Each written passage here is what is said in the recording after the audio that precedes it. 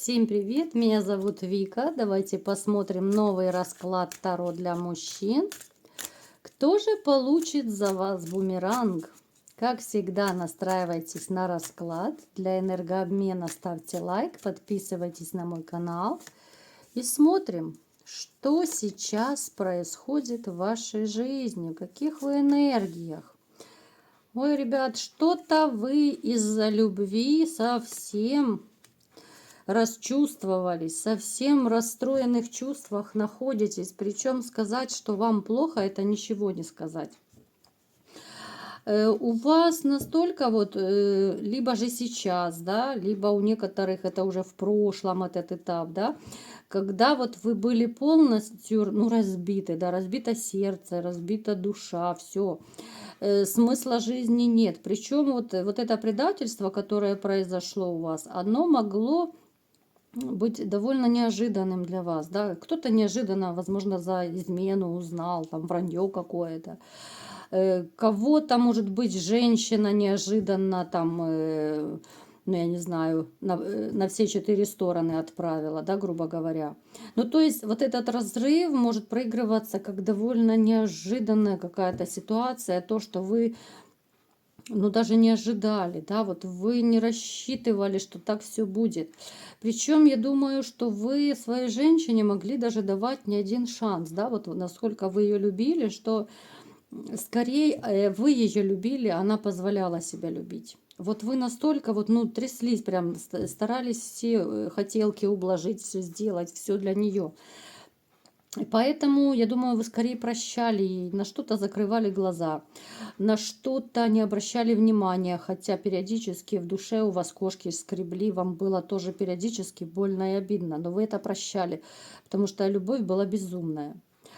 Да, удар был очень и очень неожиданный. Знаете, вот как реально, как нож в спину вставили, просто вот настолько неожиданно это все было. Женщина, конечно, была для вас королевой вашей. И эта королева, да, это королева, большая любительница менять мужчин.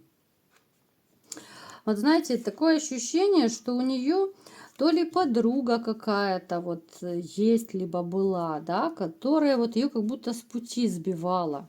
Это может быть и сестра, может мама, да, вот как будто вот она хотела и вас развести, она постоянно, вот знаете, как будто подначивала, вот давайте, давай пойдем погуляем, да развейся, да зачем он тебе нужен, ну вот такое вот в этом роде что-то. То есть женщина, которая очень сильно поддается влиянию окружающих. И вот эта вот дамочка, которая рядом с ней, да, вот она подруга там, либо сестра, или кто, она постоянно вот ей в уши вливала вот этот негатив против вас. Вот почему-то она против вас была настроенная. Так. Дама эта, которая у вас была, довольно-таки непростая, она своенравная, она очень гонористая такая. Я бы сказала, что она такая, ну, знаете, себе на уме. Она всегда знает, чего хочет, может, знаете, вот даже оскорбить либо унизить человека, и особо ее это, ну, не задевает. Она всегда права, она королева и так далее. Ну что, теперь давайте-ка посмотрим, кто же получит за вас бумеранг.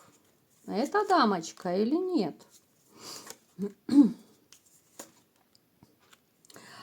Вот бумеранг, я думаю, все-таки это она, да?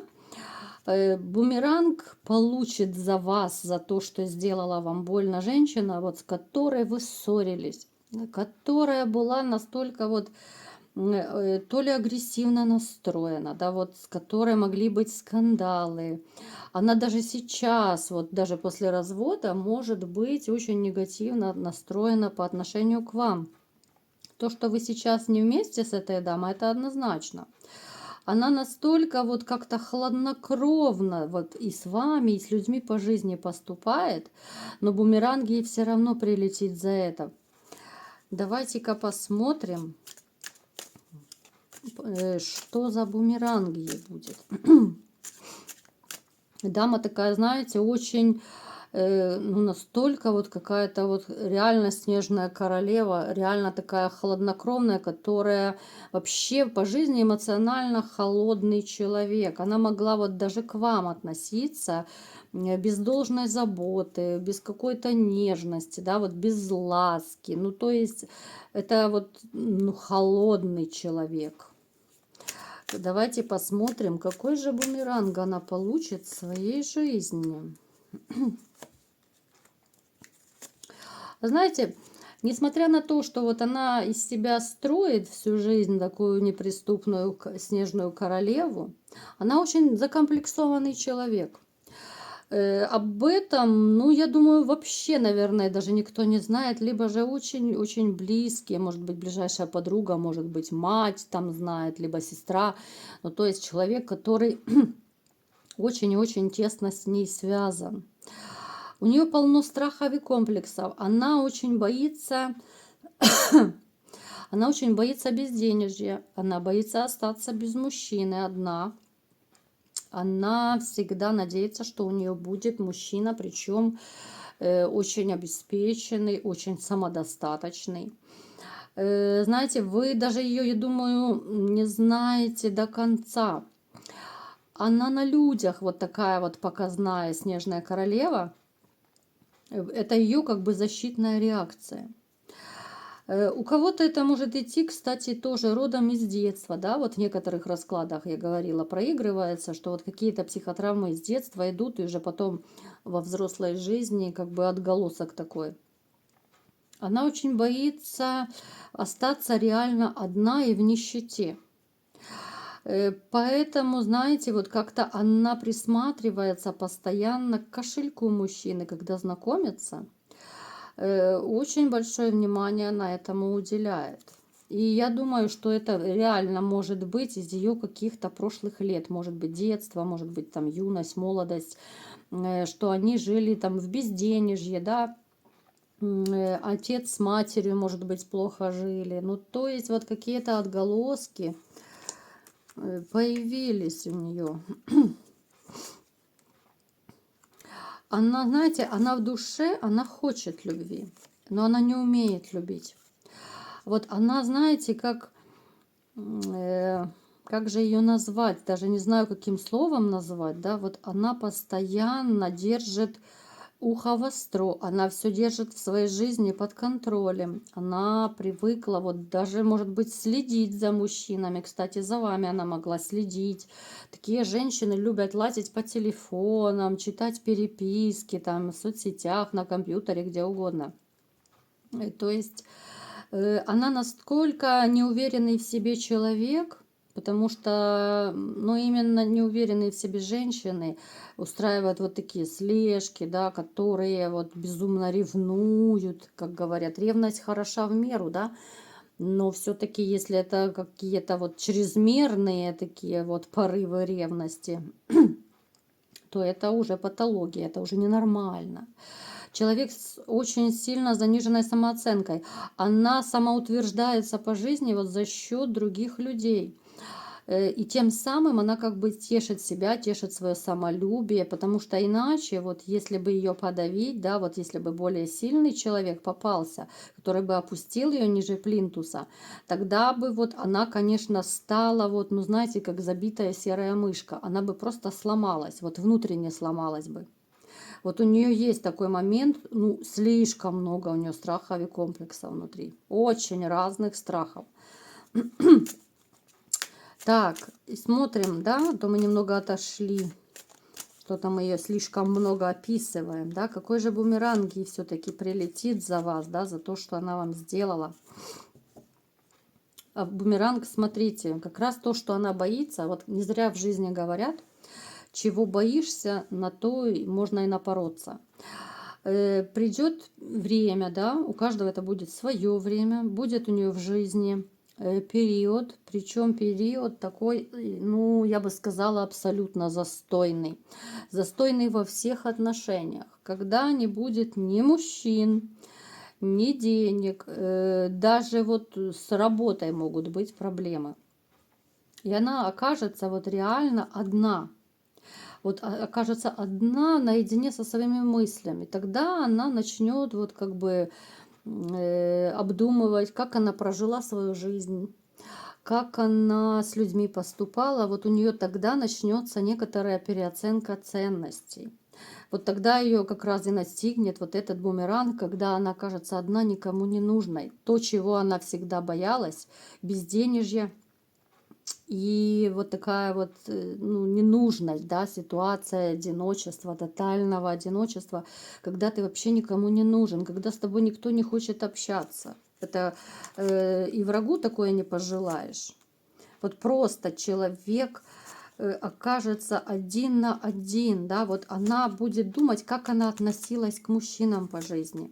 Она будет думать, как она разбивала сердца мужчинам, да, как она использовала их на деньги. И вот в этой ситуации как раз ей прилетит бумеранг, причем он прилетит настолько, это будет для нее очень болезненно. Это будет, знаете, вот какое-то состояние отчаяния, что ли. Хоть она и привыкла других унижать, но здесь вот, ну, сама судьба, вот что ли, сама вселенная вот ее уже унизит и опустит ее. Вот за все те переживания и страдания ваши, да, за всю ту боль, за предательство, которое она вам причинила, вот высшие силы, они все-таки ее накажут. И накажут именно тем, чего она больше всего боялась. Потому что, ну, одиночество, конечно, это ужасная штука. Да, можно хотеть побыть одному, это совершенно другая история, да, иногда нам всем хочется быть одним, ну, вернее, побыть одним. То есть нужно личное пространство, да, у каждого из нас есть такая потребность. Нам нужно личное пространство, хоть какие-то наши 2 метра, да, но чтобы нас никто не трогал, чтобы хоть пару часов мы посидели и занимались какими-то своими делами. Это важно. Это для психики даже важно. А когда вот остаешься, да, живешь, когда совершенно один, это, ну, в большей степени для многих людей это, конечно, довольно тяжело. Когда у тебя нет человека, с которым можно элементарно поговорить, когда тебя некому выслушать, некому поддержать, когда некому понять, да, вот она окажется в такой приблизительной ситуации, когда она реально почувствует, что она никому не нужна. И здесь у нее уже будет, да, переоценка ценностей, она поймет, что она вас обижала, она вспомнит многие свои косяки по жизни. Но это уже будет как бы другая история, это будет уже слишком поздно. Нужно думать о людях, с которыми ты находишься сейчас в отношениях, да. Нужно ценить то, что для тебя делают. Нужно делать работу над ошибками всегда вовремя. А у нее это будет слишком и слишком поздно, да, вот такое своего рода бумеранги вернется, она получит одиночество, безденежье, ненужность. И это, наверное, самая высшая плата, когда ты находишься сам в 4 стенах, и когда хочется просто волком выть, когда некому, ну, 2 слов сказать. Вот как-то так. Такое она получит бумеранг за то, что она вас обидела, за то, что она вас предала. И, в общем-то, обычно так и бывает. За все наши поступки воздается рано или поздно, да, вот у каждого по-своему это будет. Но расплата будет однозначной. Вот такой был расклад. Кому понравился, ставьте лайк, подписывайтесь на мой канал. И всем пока!